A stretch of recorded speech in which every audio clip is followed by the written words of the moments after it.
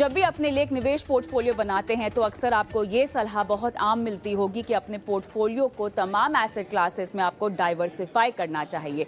लेकिन क्या होता है ये डाइवर्सिफिकेशन का मकसद? एसेट क्लासेस की जब बात करते हैं तो किस तरह की एसेट क्लासेस की यहाँ पर बात हो रही है? अब ऐसे में धड़ाधड़ जो फंड हाउसेज हैं वो multi asset allocation funds launch भी कर रहे हैं। क्या आपको इस तरह के फंड्स की ओर तरजीह देनी चाहिए? अगर देनी भी चाहिए तो किस उद्देश्य के साथ देनी चाहिए? अच्छा, फंड के लिहाज से अगर डाइवर्सिफिकेशन हो चुका है तो क्या पोर्टफोलियो में आपको डाइवर्सिफिकेशन करना चाहिए? तमाम पेचीदगियां हैं जो हमें समझनी है। साथ ही वाइटो कैपिटल का मल्टी एसेट एलोकेशन फंड, इसकी बारीकी भी अब हम समझेंगे। किस तरह के एसेट्स में ये निवेश करता है, किस एक्सपोजर के साथ निवेश करता है, बाजार के उतार चढ़ाव में इस तरह के फंड में पैसे लगा के आपको कहां फायदा होगा, इन सब पर बात करते हैं। हमारे साथ Chirag Patel, co head product and strategy WhiteOak Capital मेरे साथ जुड़ गए हैं। चिराग, स्वागत है आपका हमारी इस बेहद खास पेशकश में।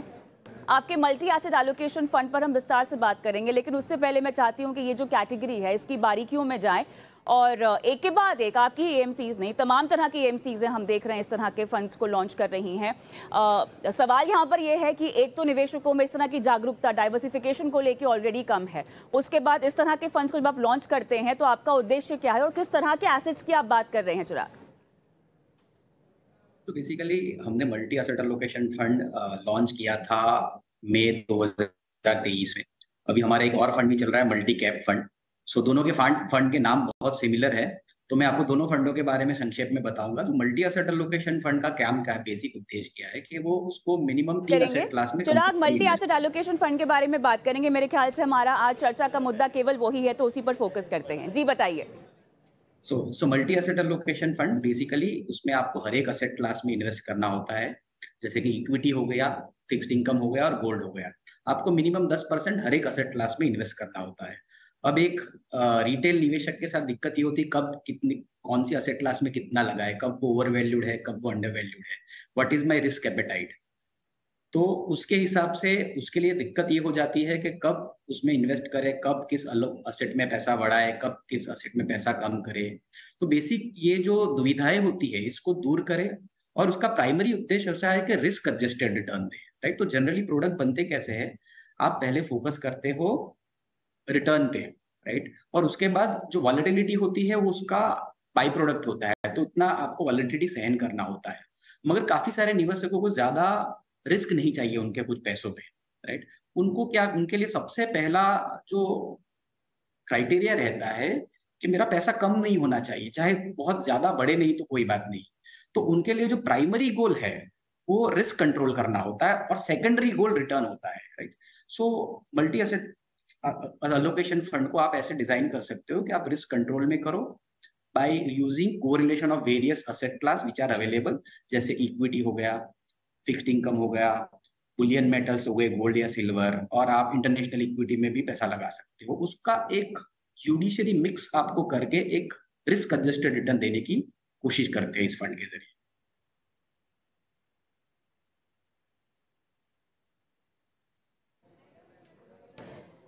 वाइट ओक के जो मल्टी एसेट फंड की हम बात करने वाले हैं, ये जो आपके पैसे लगाता है निवेशकों के, ये किन एसेट क्लासेस के तहत लगाता है?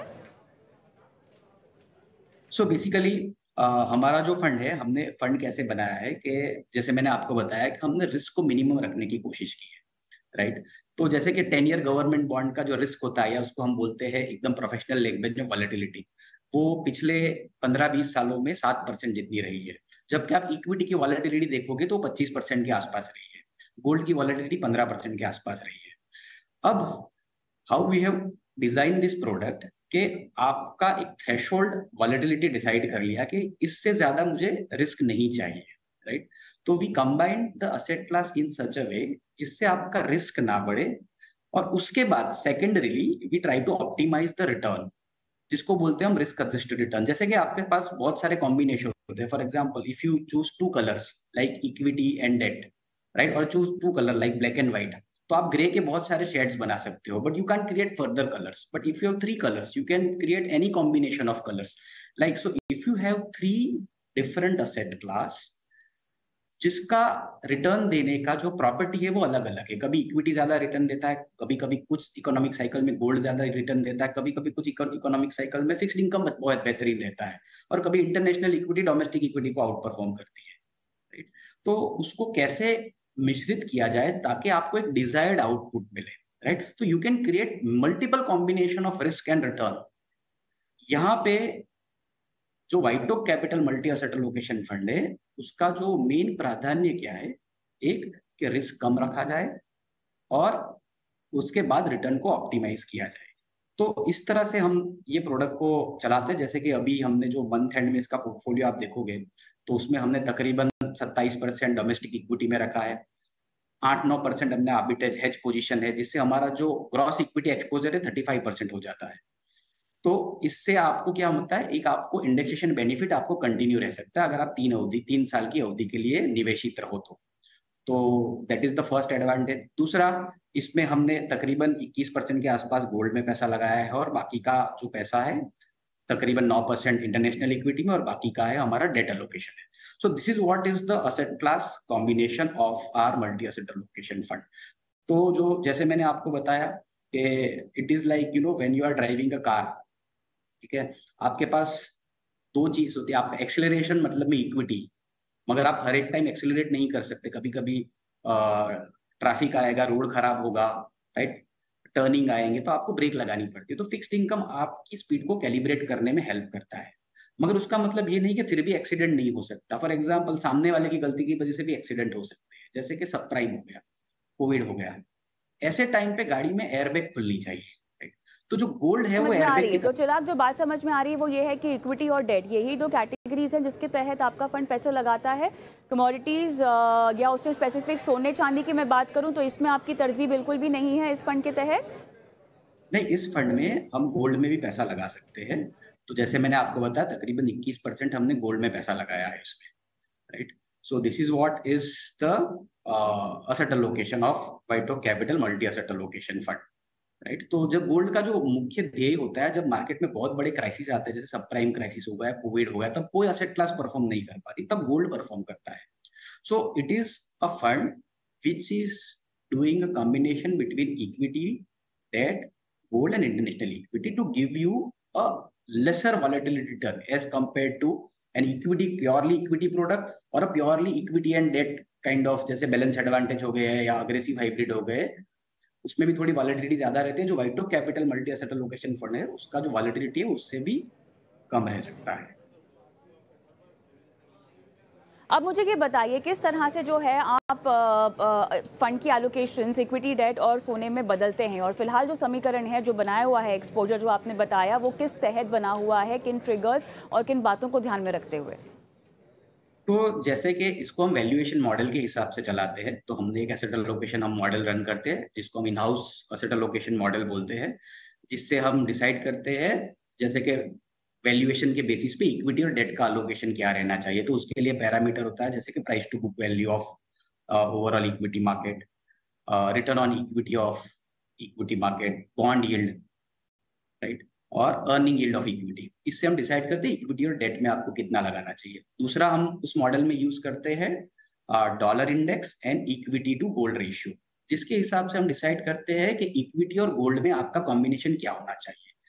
और तीसरी चीज जो हम देखते हैं वो डोमेस्टिक इक्विटी और इंटरनेशनल इक्विटी में कितना रिस्क प्रीमियम है या डिस्काउंट है। तो ये सारे मॉडल को हम कंबाइन करके एक फॉर्मूला पे आते हैं जो हमको ये बताता है कि आपको इक्विटी में कितना रखना है, आपको गोल्ड में कितना रखना है, आपको फिक्स्ड इनकम में कितना, और आपको इंटरनेशनल इक्विटी में कितना रखना है। So it is a totally a valuation driven approach. ये बताइए चिराग कि फिलहाल जो इक्विटी में आपका एक्सपोजर है चिराग, वो अक्रॉस मार्केट कैप्स कितना है और कैसे है? सो बेसिकली हम इक्विटी में हमारा 27% है, जिसको हम डोमेस्टिक इक्विटी बोलते हैं। वहां पे out of this 27% equity, 70% is into large cap and 30% into small and mid caps. So this is how is the equity allocation. और 9% allocation हमारा इंटरनेशनल इक्विटी में भी है।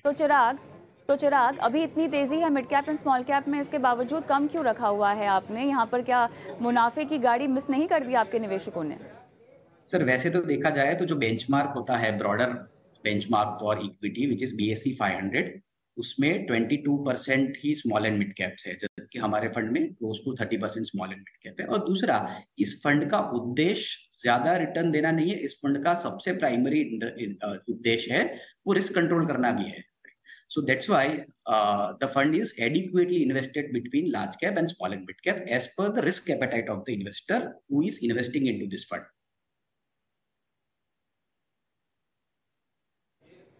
अब ये बताइए, अगर किसी को अपना रिस्क कम ही करना हो पोर्टफोलियो में, तो वैसे भी इस तरह के फंड ने पिछले अगर कुछ समय में हम देखें तो कोई खास रिटर्न तो अर्जित नहीं किया है। अगर रिस्क मिटिगेट करने की बात है तो वो मैं पोर्टफोलियो लेवल पर डाइवर्सिफाई ना कर लूँ, केवल एक ही फंड को डाइवर्सिफिकेशन के लिहाज से क्यों शामिल करूँ?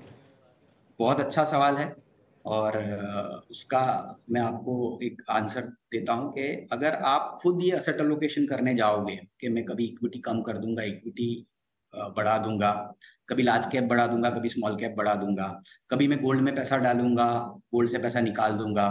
अब आप ये खुद करोगे तो पहले पास क्या किसी निवेशक के पास इसका कोई डिसिप्लिन फॉर्मूला है, कोई लॉजिकल रीजनिंग है, नंबर 1। दूसरा, जब ये आप खुद करते हो तो आपको टैक्स ऑब्लिगेशन आते हैं, राइट? आपको टैक्स भरना पड़ेगा, आपको short term capital gain tax लगेगा, आपको एग्जिट लोड लग सकते हैं, राइट? बट जब ये आप म्यूचुअल फंड में करते हो तो आपको ये कुछ नहीं करना, जो फंड मैनेजर है वो आपके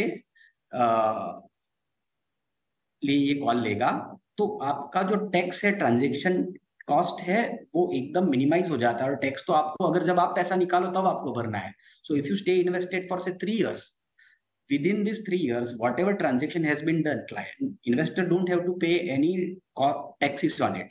उसको तो जब खुद वो पैसा निकालता है तब टैक्स भरना पड़ता है, और अगर वो 3 साल के बाद निकालता है तो उसको इंडेक्सेशन बेनिफिट मिलता है, right, which is not even available in traditional instrument. So पहला, ये खुद से करने के लिए क्या आपके पास उतनी जानकारी है, आपके पास उतने वैल्यूएशंस मॉडल है, आपके पास उतना तकनीक है कि नहीं। दूसरा, वो कॉस्ट ऑप्टिमाइज, टैक्स ऑप्टिमाइज कर सकता है कि नहीं, तो ये दोनों के आंसर नहीं है। इसलिए ये फंड इन्वेस्टर के लिए बहुत ही उपयुक्त है फॉर हिज ओवरऑल पोर्टफोलियो। चिराग पटेल, बहुत बहुत धन्यवाद, आपने समय निकाला, इतने विस्तार से चर्चा की। तो चलिए, यहाँ पर मल्टी एसेट एलोकेशन फंड, हालांकि रणनीति के लिहाज से आपको अपने पोर्टफोलियो में कैसे शामिल करने चाहिए और इस फंड को लेके बारीकियाँ क्या हैं, वो हम हमारे दूसरे एक्सपर्ट से और भी चर्चा करेंगे। लेकिन फिलहाल वक्त हो गया एक छोटे से ब्रेक का। ब्रेक के उस पर आपको बताएंगे कि किस तरह से जो रिटेल निवेशक हैं, जो छोटी छोटी राशि में बाजार में पैसे लगाते हैं, उनका दमखम किस तरह से बढ़ रहा है, किस तरह से वो अपने तमाम तरह के आर्थिक लक्ष्य पूरा करने की कोशिश कर रहे हैं। और साथ ही हमारे दर्शक, जी हाँ, आपके सवाल हम शो में शामिल करने वाले हैं। तो अगर आप भी इस वक्त अगर शो देख रहे हैं, हमारा सवाल पूछना चाहते हैं, देखिए व्हाट्सएप नंबर आपकी स्क्रीन पे फ्लैश हो गया है, 9619873567। ये वो नंबर है, व्हाट्सएप नंबर, जहां पर सीधा आप हम तक पहुंच सकते हैं। इसके अलावा यूट्यूब पर भी हम तक पहुंच सकते हैं। यूट्यूब पर आपको बस करना इतना होगा कि अब कमेंट बॉक्स पे अपना सवाल डालना होगा। जितने विस्तार से आप सवाल लिखेंगे उतना हमारे लिए अच्छा होगा, उतनी बारीकी से आपकी फाइनेंशियल प्लानिंग हम शो पे करा पाएंगे। तो फिलहाल ये सब कुछ आपके लिए, शो देख रहे हैं, झटपट सवाल भेजिए। रुकती हूँ ब्रेक के लिए।